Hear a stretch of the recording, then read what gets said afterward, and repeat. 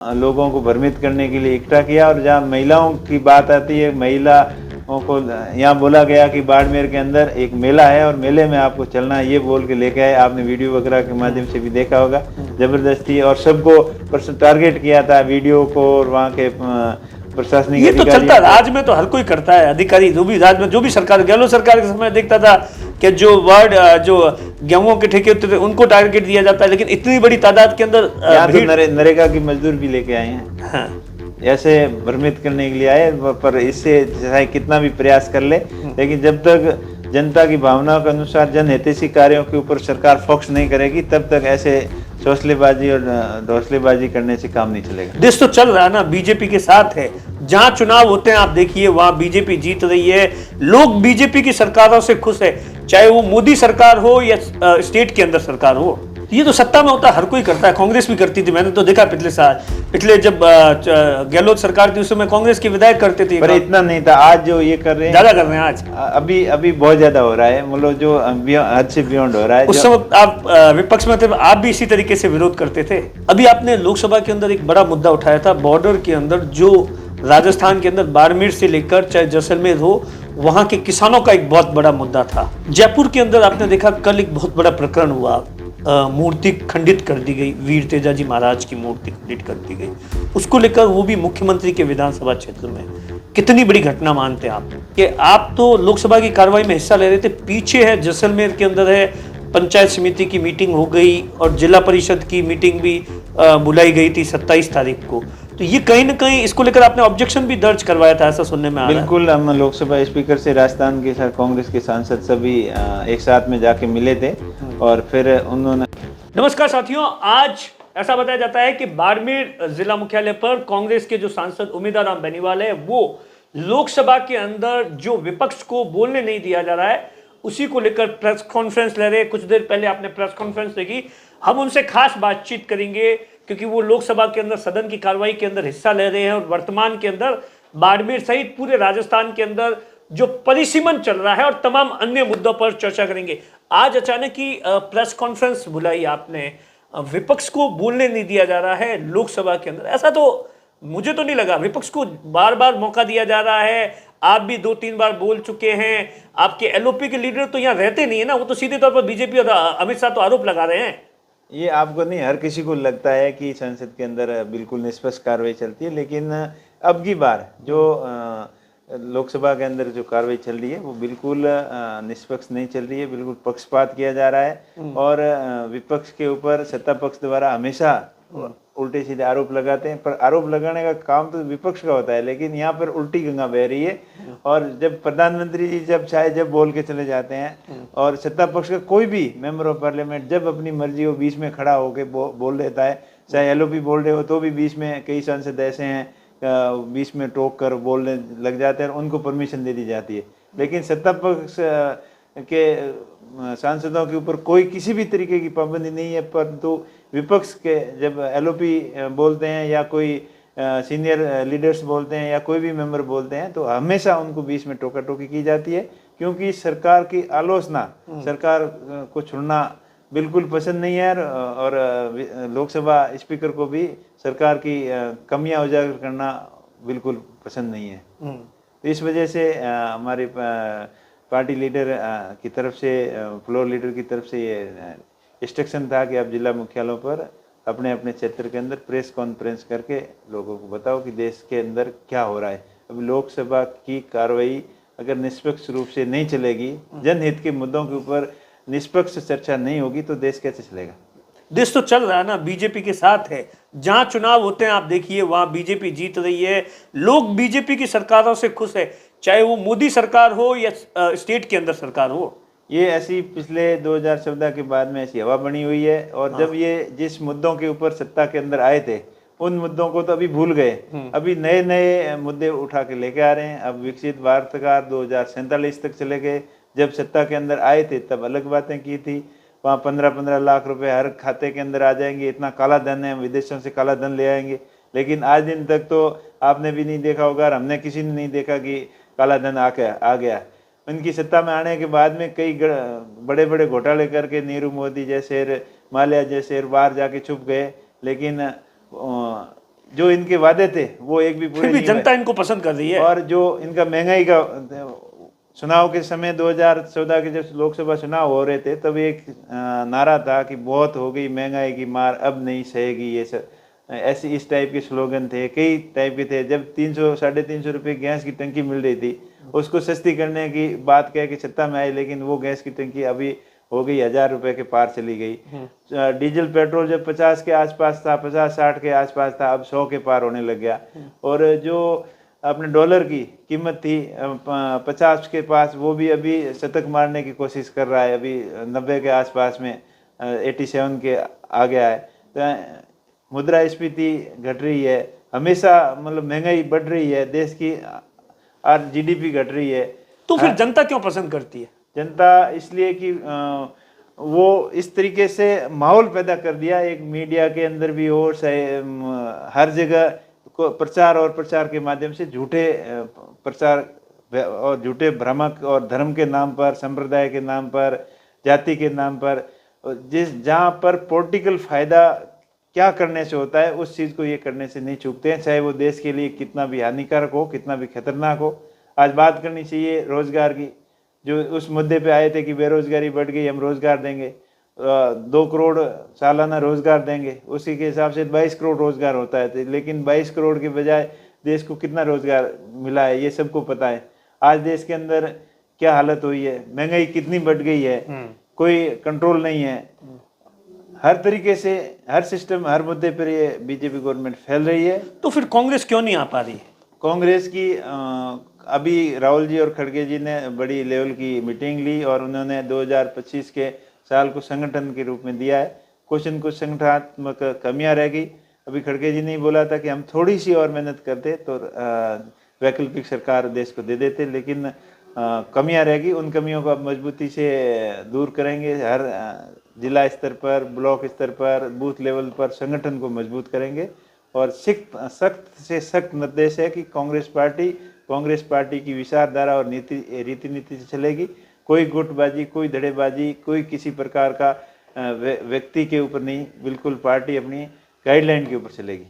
Sir, परिसीमन को लेकर तमाम तरीके से आपने प्रेस कॉन्फ्रेंस पर आरोप लगाए कि सब पंचायत समिति, वार्ड वगैरह, ये सब वगैरह जो भी चल रहा है उसको लेकर आप आरोप लगा रहे हैं, बहुत गंभीर आरोप लगा रहे हैं। नहीं, बिल्कुल ये सही। और मैं कह रहा हूँ कोई इसमें झूठ कुछ नहीं है, गलत कुछ नहीं है। ये इस हिसाब से बखेर रहे हैं, मतलब बंटवारा कर रहे हैं कि इनके ही पंचायत समिति मेंबर और जिला परिषद मेंबर, पार्षद और नगर निगम के चेयरमैन सारे इनके हिसाब से ही बने। इस हिसाब से ये परिसीमन कर रहे हैं वार्डों का।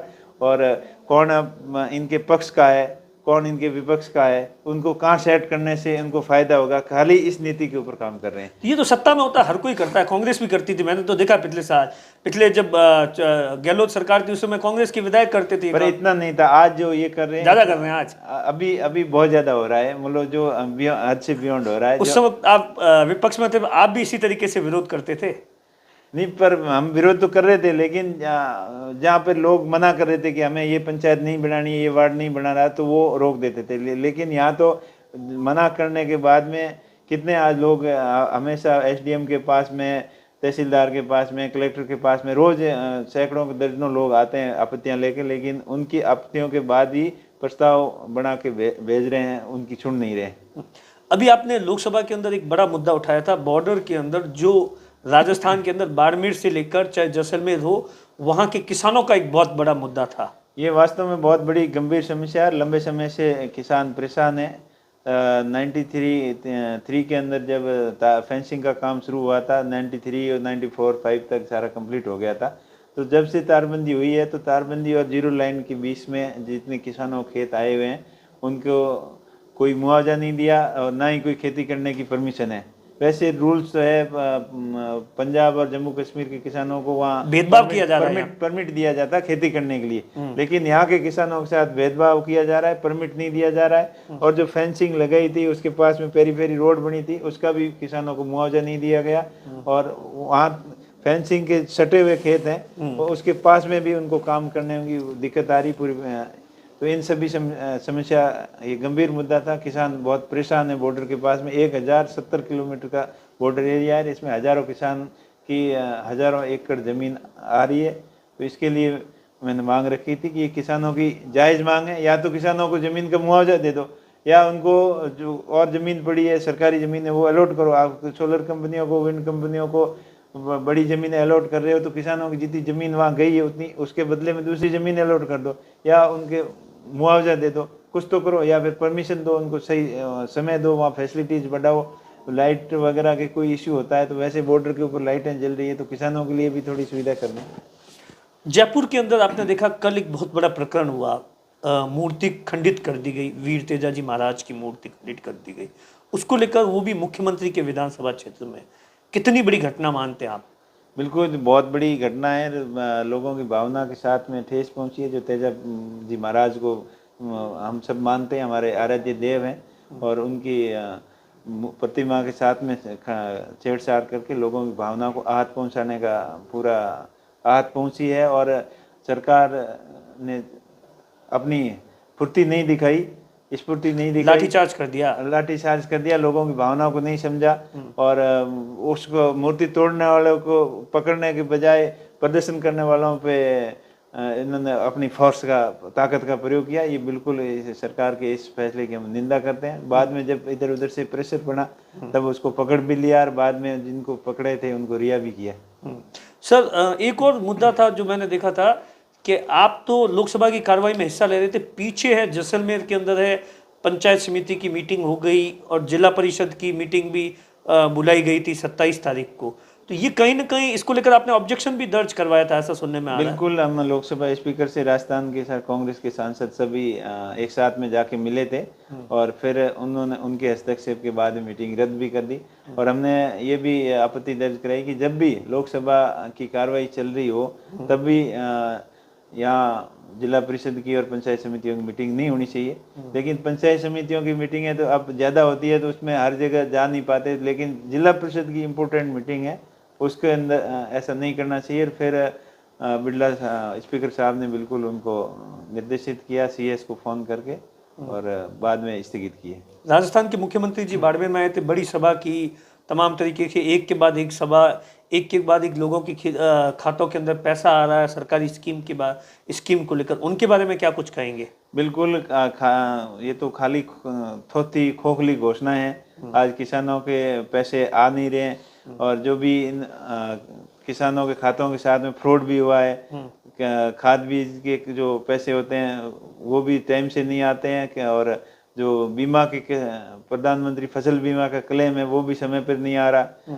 वृद्धावस्था पेंशन वगैरह वो भी समय पर नहीं आ रही। हर जगह हर मोर्चे पर सरकार विफल है, फैल रही है, और अपनी नाकामियों को छुपाने के लिए या लोगों को भ्रमित करने के लिए इकट्ठा किया। और जहाँ महिलाओं की बात आती है, महिलाओं को यहाँ बोला गया कि बाड़मेर के अंदर एक मेला है और मेले में आपको चलना है, ये बोल के लेके आए। आपने वीडियो वगैरह के माध्यम से भी देखा होगा, जबरदस्ती, और सबको टारगेट किया था, वीडियो को और वहाँ के प्रशासनिक ये तो चलता है, राज में तो हर कोई करता है, अधिकारी जो भी राज में, जो भी सरकार, गहलोत सरकार के समय देखता था कि जो जो गेहूं के ठेके होते थे उनको टारगेट दिया जाता है, लेकिन इतनी बड़ी तादाद के अंदर यहाँ तो नरेगा की मजदूर भी लेके आए हैं। हाँ।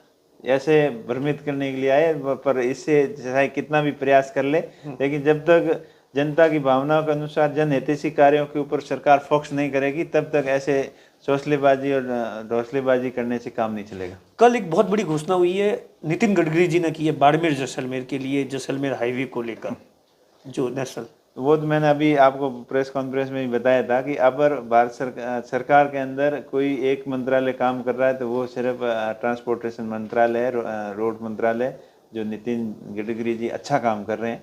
और बिल्कुल सत्ता पक्ष का हो या एमपी हो या विपक्ष का हो, बिल्कुल भेदभाव नहीं करते हैं। वो ये ध्यान रखते हैं कि जन हितैषी मुद्दा कौन सा है और जनता के लिए सबसे प्राथमिकता से कौन सा काम होना चाहिए उसके ऊपर वो फोकस कर रहे हैं। बाकी सारे मंत्रालय सुस्त हैं, कुछ काम नहीं कर रहे, लेकिन ये अच्छा काम कर रहे हैं। उस अच्छे काम की तो अच्छाई भी करनी पड़ेगी। तो उत्तरलाई के अंदर एयरपोर्ट को लेकर भी पिछले कई सालों से यहाँ के लोग ख्वाब देख रहे थे।